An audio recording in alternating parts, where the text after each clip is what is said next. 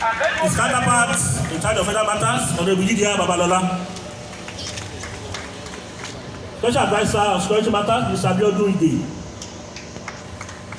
A former member of the House, Honorable Tajuddin Famuli. I recognize the federal government, Honorable Biwa Nuruddin.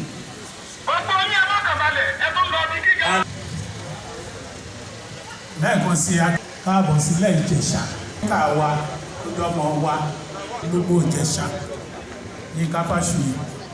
Àwọn kí gbogbo àwọn lọ́balọ́ba Festus Awópọ̀rọ̀ Aládémùrè ti Obokun Ọba Sunday Ìṣọ̀lá Nípẹ̀kún Augustine Adénípẹ̀kún ẹlẹ́rẹ̀ ti ẹ̀rẹ̀ Ìjẹ̀ṣà Ọba Bìsìríyù Ọba Adémilọ́lá Àtayérọ Olùsàsí bẹ́ẹ̀ ni a ní kí ọba kábíyèsí alápá àti ìlú Ìtàpá ọba Jẹ́tò Adégòkè Adéjọlá Olóṣù tìlú Òṣù ọba Moses Olúṣẹ̀yẹ ọba Adékáyọ̀ Astro Lúmọ̀bí ti Lúmọ̀bí Ìjẹ̀ṣà bẹ́ẹ̀ ni a kí bàbá High Chief Sàwẹ̀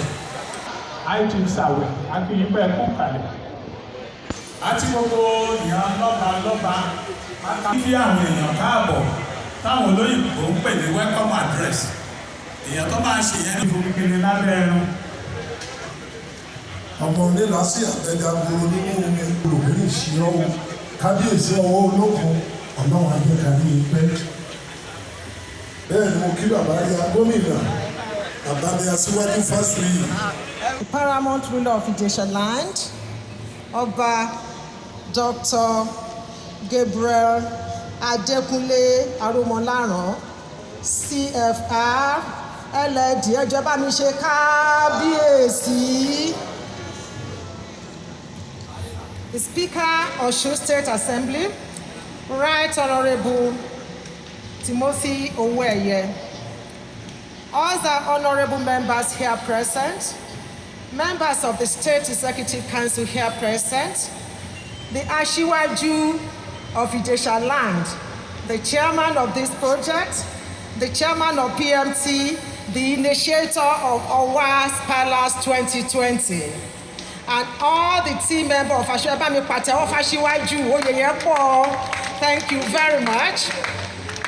All the team members of Ashiwaju's 2020 Owas Palace Committee, all former ministers, former Minister of Health, Mr. Professor Isaac Adewale, I apologize. Other members of the project management team, other royal fathers and high chiefs here present, distinguished political functionaries here present, other protocol duly observed. For the initiator of this project, join us in thanking God. What wonder possible, but to rejoice that this has become possible today.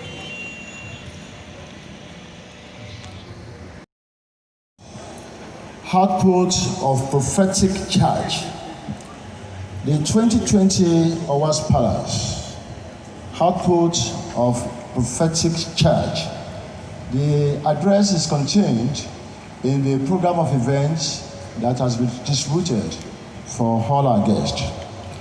Life has a way of conspiring the forces in the cosmos together to place us on vantage points at critical moments when we are guided by principles and when age-long prophecies are to be fulfilled.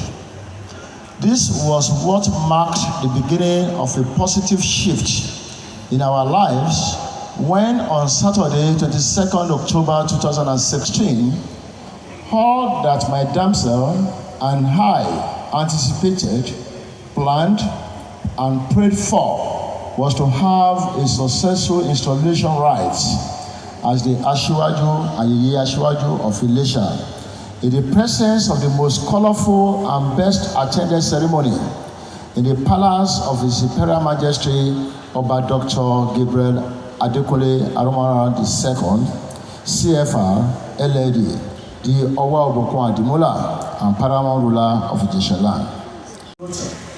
To merit the conferment of the highly revered and prestigious title of Ashwaju and Yashwaju on Olayinka and Olubisi Fashion. He remarked then that in his 34 years of being on the throne, he has never witnessed an honor and recognition. Láti wá bá wa ṣe ẹ̀rú èyí tí wọ́n ṣe irú eléyìí, mo dúpẹ́ lọ́wọ́ gbogbo yín o, àti speaker and everybody that is seated here, we thank you for coming. Ilé ìṣàkóso kọ́kọ́ la fẹ́ kó wá o, a fẹ́ kí a náà ká pé èèyàn ọmọdé níbikíbi tí wọ́n bá wà fún wọn gbárùkù tiwa láti bá wa kọ́ irú eléyìí, á dẹ̀ ṣe é ṣe fún wa lẹ́jẹ̀ṣà o. I thank you all. God bless.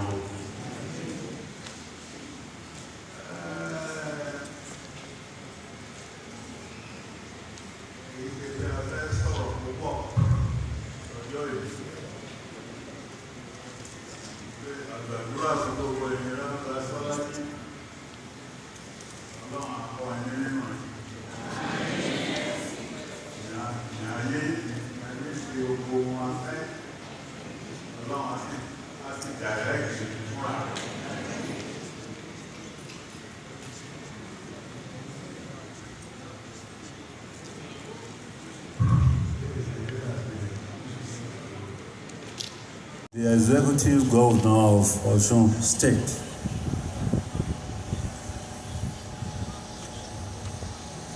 Mr. Isiaka Adegboyega Oyetola, Senior Senator Francis Fadamsi, OFR, Speaker Osun State House of Assembly, Right Honorable Timothy Uwoye, Her Excellency Erinlu Obada, in absentia, the Chief of Staff, Dr. Charles Akinola, all Kabiyesi's present, all political and community leaders, Chairman of the new Owa Palace Committee, Asiwaju Yinka Fashu, members of the Palace Projects Committee, and financial contributors, invited guests, gentlemen and women of the press, ladies and gentlemen.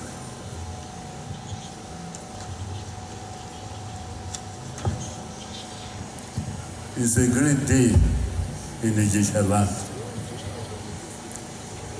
On this glorious day, history is being made as the bond of unity, love, and the character of Ijesha is being reenacted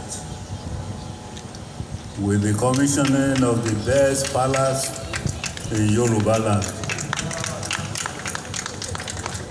I'm most delighted that this edifice was conceived, constructed, and delivered during my reign. I give glory, honor, and adoration to the Almighty God over this. And to cap this joy, the beautiful edifice was constructed and delivered within a record time of 9 months. This outstanding feat was made possible by sincerity of purpose, supervision, and efficiency, due diligence, openness, transparency, accountability, and team spirit. These clearly are the hallmarks of Ijesha, which governments in Nigeria will need to emulate and embrace for excellence. I have no doubt that today's event will ignite joy in our ancestors. From information available to me, about 100 illustrious Ijesha sons and daughters have combined their resources to deliver on this palace. This is another demonstration of the unwavering commitment of Ijesha people in the spirit of a new dawn of progressive movement in Ijesha land.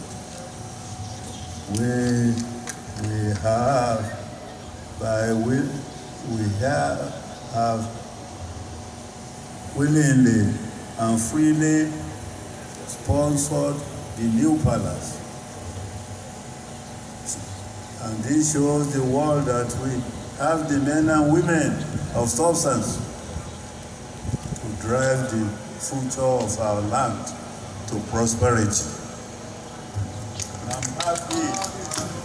I'm happy to recall with glee the giant strides of most foremost Egbe Atuluche, which culminated with the establishment of Ilesha Grammar School in 1934.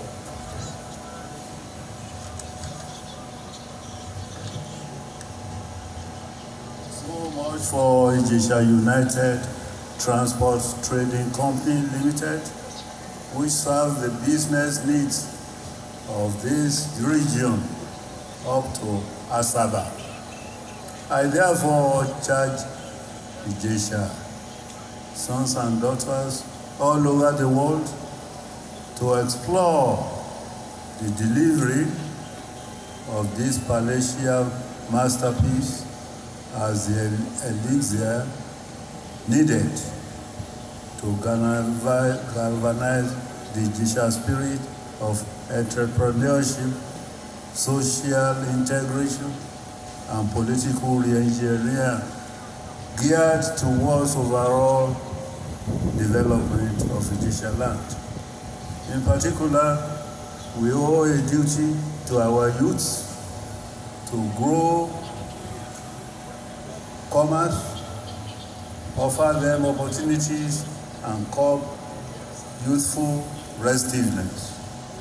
Permit me to use this opportunity to call on the state government to assist with the control of the influx of aliens and non-natives engaging in illegal mining activities with attendant consequences of exerting pressure on our socio-cultural fabrics. At this junction, I wish to heartily appreciate the initiative and courage of Asiwaju Yinka Fashola for initiating and championing this palace project. I recognize his visit to me on Saturday, 14th December 2019, where he shared his vision on this project. But more importantly, I'm particularly delighted that he is able to redeem my prophetic charge to him to build a palace for me when he was being installed as Asiwaju 4 years ago.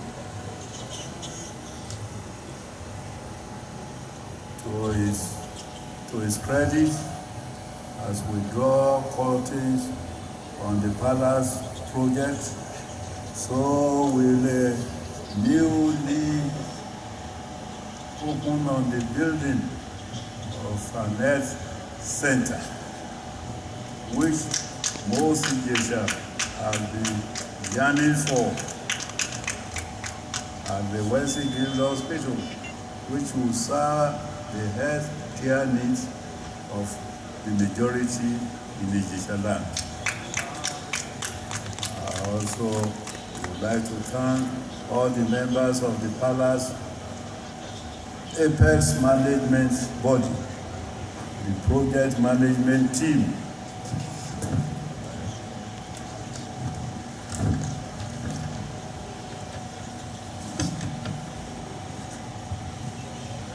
with Asiwaju Yinka Fashola as chairman, Reverend Lowo Adebi, vice chairman, Engineer Busayo Aluko, general secretary, Chief Afolabi Ibaruola, treasurer, Lady Dupe Ajayi Gbadebo, legal advisor, for their collective responsibility of minimizing this project to a huge success.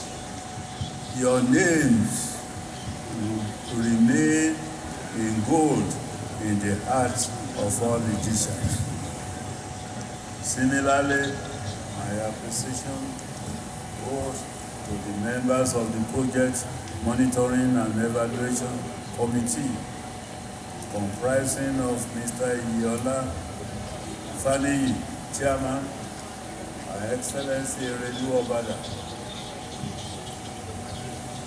Vice Chairman, Engineer Yemi Oguntominiyi, General Secretary, Engineer Bola Olowe, Assistant General Secretary, Right Honorable Timothy Owóẹ̀yẹ, Member, Alhaji Lateef Bakare, Member, and Engineer Olusegun Okebiorun, Member, for working assiduously with other members to see this project through.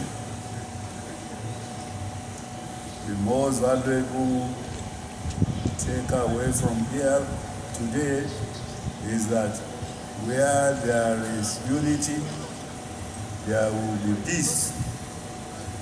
Where there are both unity and peace, there will be development, such as we are witnessing here today. I therefore wish to sincerely appreciate all the great sons and daughters of Ijesha land for coming together to achieve this for Ijesha land. Generally and certainly many more areas of socio-economic development in which I would like to charge you to continually focus with similar. Was my student. I taught him in Modern 2.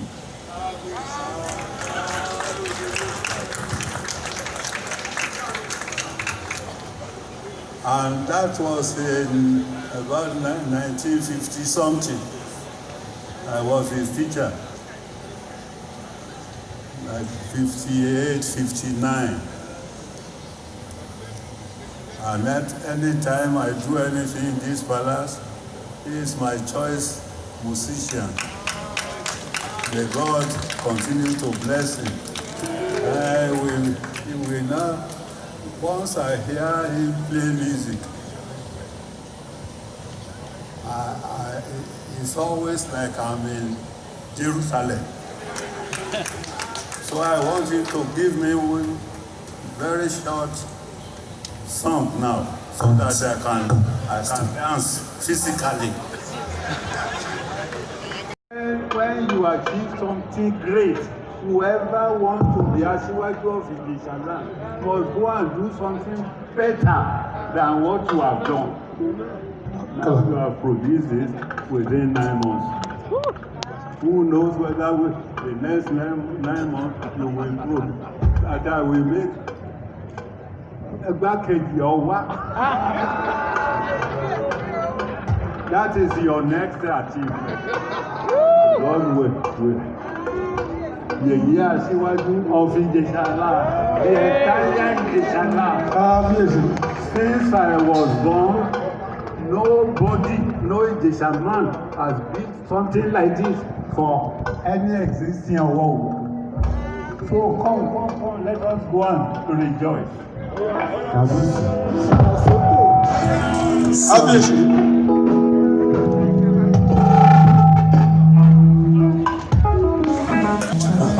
Ọba Gabriel Adékúnlé Ọlọ́mọláàrán CFR.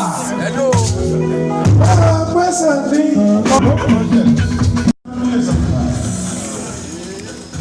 ọwọ́ ohun wa ní.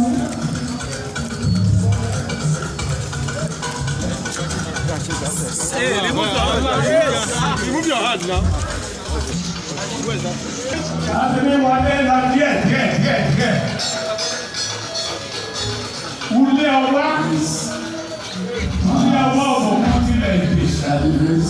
Initiated by Asiwaju Ọláyínká Fásùyì, FMIM,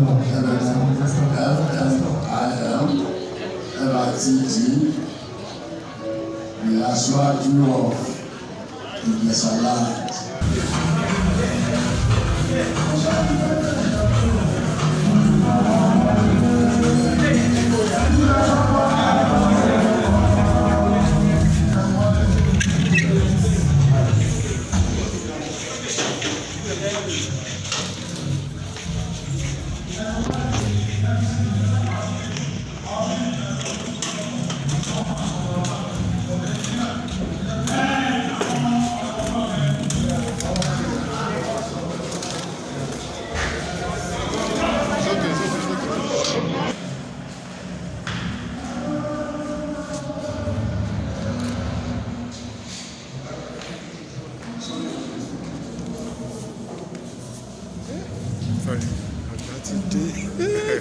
Sorry, this is the queen.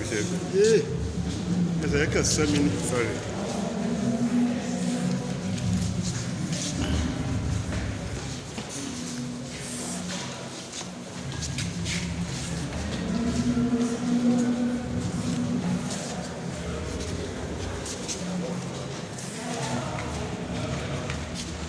Kábíyèsí o.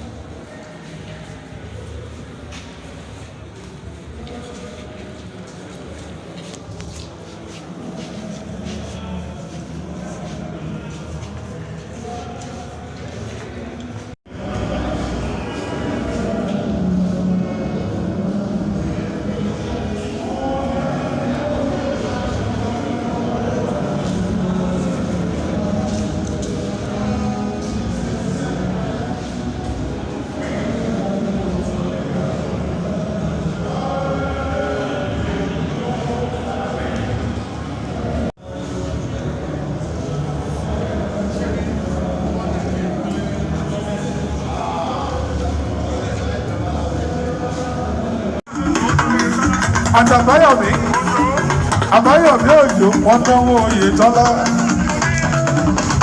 Bùnmi ọ̀gbá ẹ̀sùn wọ́n náwó oyè dọ́là gómìnà. Àtàbáyọ̀mí oyè dọ́là ṣe é mú sí o. Yóò ṣe é mú sí o.